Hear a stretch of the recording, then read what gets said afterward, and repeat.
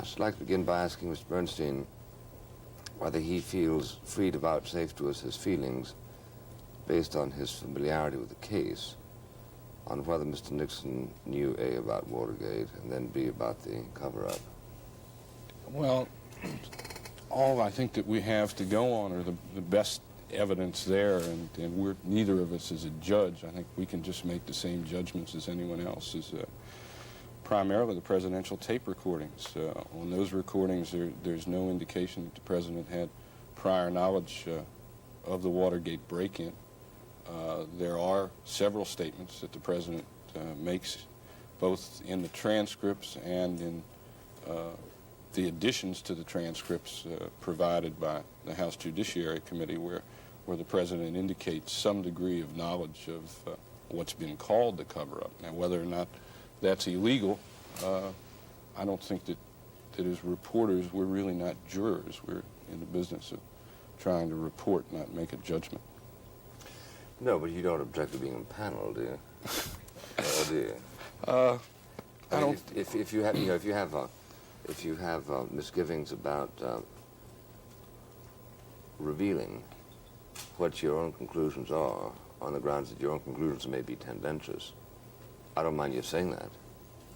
Well, I think that like anybody else, we have our own feelings. Yet, as reporters, I think we really prize our ability to detach ourselves in covering the story, and very much as a juror does. As a juror might have political beliefs or whatever. When he gets in a jury box, he really becomes a person who's interested in facts, not passions, in evidence. Speaking of detachment, let me quote from your book, where you came in with a piece of evidence and you presented it to the boss, Ben Bradley. There was at least one witness, the book says, who could do some damage to Mitchell, Colson, Ehrlichman, and Dean. Bradley's eyes brightened. He did a little dance, holding an imaginary towel to his ass and wiggling it back and forth before walking off. Is that typical detachment in the Washington Post? I think that in deciding to write this book, which is really not a Watergate book, but a book of journalism and how one newspaper worked on one story, we decided to tell all.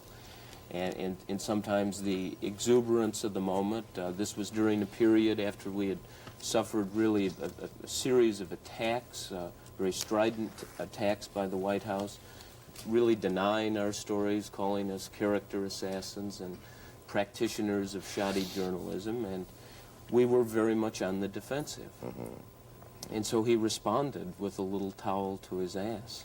That has to do more with our own credibility than taking any joy in the guilt of others or something like that.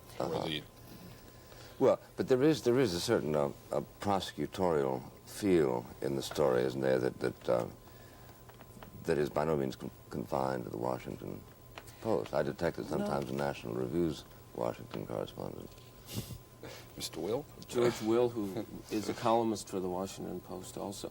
I don't think so. At least, as Carl was saying, we certainly have our feelings, but you quickly learn that in the newspaper business it does not serve your interest to put inaccurate information in the paper or information that has a political twist to it. Yeah, I think when you talk about being prosecutorial, a prosecutor presents one side of a case, and only one side of a case, whereas I think that throughout the Washington Post coverage, as well as other newspapers, that both sides of the case have been presented. I mean, anytime we put any kind of allegation in the paper, the first thing we do is go to the person who we're writing about and saying, you know, what about this? Is this right?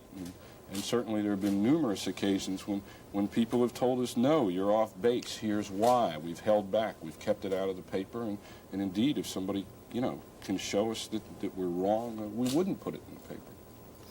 Well, I understand that. And if, for instance, Deep Throat gave you a tape recording tomorrow, which absolutely established Nixon's innocence of the cover-up, you would certainly run it as a story. Yes, indeed. But there would be a general sense of deflation, wouldn't there? No, I don't think so, because we try to spend as much time as we can talking to people in the White House, looking at their side of the story. Often the White House conversations about a certain allegation will would consist of saying the sources of the Washington Post are a fountain of misinformation, and leave it at that, and they would go no further. Sometimes they will engage in a somewhat constructive dialogue, and we try to do that. And the story has gone way beyond what we ever really wrote, predicted, or had any notion of. And we have no real stake in an eventual outcome of establishing the guild of the president. You mean as individuals? As individual, as an institution, I think the Washington Reporting Post isn't is more. about that, establishing guilt.